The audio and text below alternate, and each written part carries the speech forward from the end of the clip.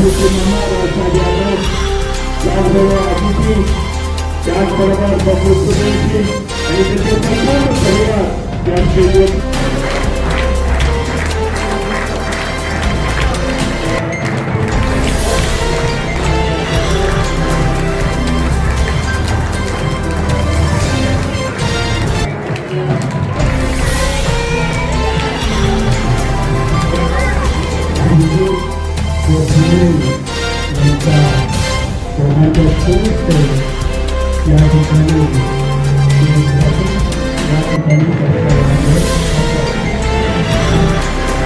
सूर्यवंशी परिवाराच्या वतीने सहर्ष स्वागत.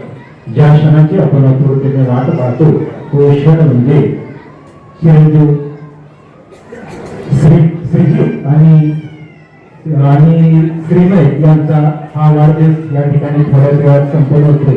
आज सांगायला आनंद वाटतो की आम्ही सर्वसामान्य गरीब कुटुंबातून या ठिकाणी आज इथं आलेलो आहे.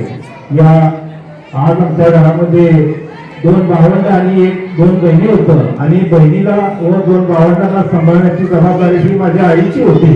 आई आमची दुसऱ्याच्या शेतामध्ये कामाला जाऊन हमीच्या योजनामध्ये काम करून एखाद्या गड्याला लागलेलं असं काम करून जोपर्यंत आमच्या दुसऱ्याच्या शेतात काम करून जाऊन आम्हाला सांभाळलेलं आहे. आमची आई एखाद्या वाघिणीपेक्षा काही कमी नाही.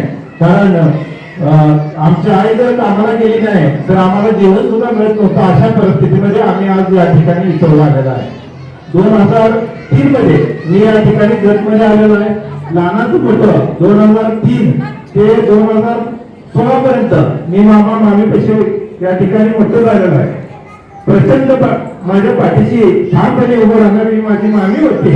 आणि आज परिस्थिती बघितलं तर मला फार दुःख वाटते की मामीची की आज या ठिकाणी आमच्यामध्ये हयात आहे. याच्यापेक्षा आमच्या कुटुंबावर दुसरं कोणताही आनंद नसावा.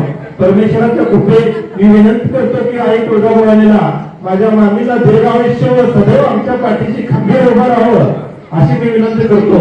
आणि एक दुःख वाटते की आमची गोकुळाची आज इथं असायला हवी होती. कारण गोकुळाची आणि कमलाची या दोघी सख्या बहिणी आज या ठिकाणी नाही.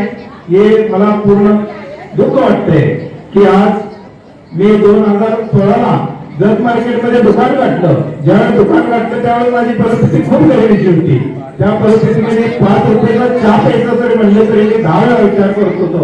अशा परिस्थितीमध्ये जत जतचे सन्माननीय हेड ऑफ डिपार्टमेंट सायन्स सन्माननीय गफूर नाईक सर यांनी मला प्रचंड साथ दिली. त्या टायमामध्ये ज्यावेळी माझी परिस्थिती नव्हती त्यावेळी प्रचंड मला दुकानला गिराईक मला प्रत्येक पाठीमाग मोठ्या भावाप्रमाणे आपल्याला सांभाळलेला आहे.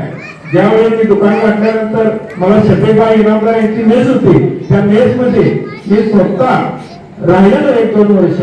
त्यांनी मला प्रचंड साथ त्या ठिकाणी दिली. त्यानंतर मी मामीपेक्षा आलो. आज मला जत मध्ये खूप मिळालेलं आहे. आई यमाबाच्या कृपेनं आणि चिंगेबाबाच्या कृपेनं जे माझी परिस्थिती नव्हती. पहिलं लग्न झालं. लग्नानंतर एक मुलगी, परत त्याच्यानंतर जागा झाली. जागानंतर आज ही श्रीजित आणि श्रीमय यांचा वाढदिवस आहे. आणि आज घरातही काम आणखी करता येते. याच्यापेक्षा मोठं काही नाही आम्हाला. आज जतच्या यमाबानं आणि चिंगेबाबाच्या पांढरीमध्ये आम्हाला खूप दिलेलं आहे. आज विचार केला तर श्रीमय आणि श्रीजितचा ज्यावेळी सुरुवातीचा काळ होता 2 महिन्याच्या प्रेग्नेंट म्हणजे ज्यावेळी प्रेग्नेन्सी असते त्यावेळी मुलगा की मुलगी कळत असते. त्यावेळी आम्हाला कळलं होतं की एक आहे का 2 आहे. पण सविता म्हणली एक आपण खाली करू नको. म्हणलं जिथं आपण एक खातोय तिथं अर्धी खाऊ आणि आपण कुठल्याही परिस्थितीत सांभाळू. 4थ्या महिन्यामध्ये हिची अशी कंडिशन होती की साधं बेडवरनं बसायला येत नव्हतं, उठायला येत नव्हतं.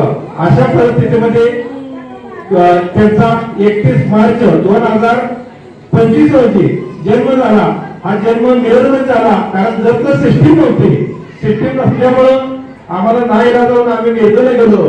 मिरजला गेल्यानंतर सविता एका दवाखान्यामध्ये होतं आणि मुलं दुसऱ्या दवाखान्यामध्ये होतं. काय हाल झाले ते आमचं आम्हाला माहितीये. परमेश्वराची कृपा जी वेळ माझ्या झाली कुणावर येऊ नये. कारण Press the bell icon on the YouTube app and never miss another update.